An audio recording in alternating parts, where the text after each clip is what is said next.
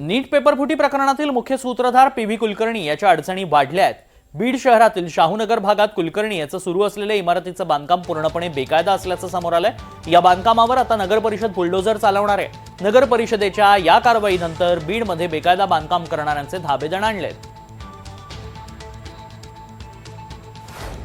त्या जागेचा मालमत्ता कर रजिस्टरचा उतारा बघितल्यानंतर शिवशक्ती बिल्डर्स अँड डेव्हलपर्स या नावाने ती जागा दिसते आहे आणि त्यामध्ये एक 5 इतर लोक त्यामध्ये दिसत आहेत। मस्के, घुगे, कुलकर्णी, भोसले आणि शिवणीकर या नावाने 5 त्या जागेचे होल्डर्स त्या जागेचे दिसत आहेत। या सगळ्यांच्या नावानं आम्ही बांधकाम परवानगी तपासली आहे, परंतु बांधकाम परवानगी आढळून आली नाही।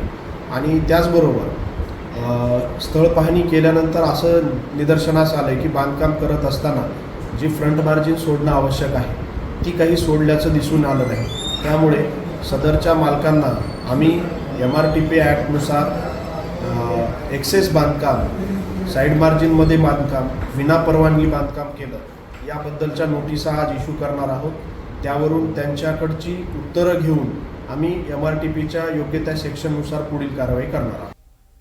पुढची बातमी पुण्यातनं। पुण्यातील डेक्कन जिमखाना परिसरात मोठी घटना घडली। प्राध्यापक शिवराज मोठेगावकरांच्या प्रसिद्ध RCC पॅटर्न क्लासवर पुणे महानगरपालिकेनं कारवाई केली आहे। महानगरपालिकेच्या भवन विभागानं हा क्लास सील केलाय। क्लासच्या इमारतीवर महानगरपालिकेनं नोटीस देखील लावली आहे। मोठी कारवाई त्यामुळे मोठेगावकरच्या क्लासवर करण्यात आल्याचं पाहायला मिळतंय।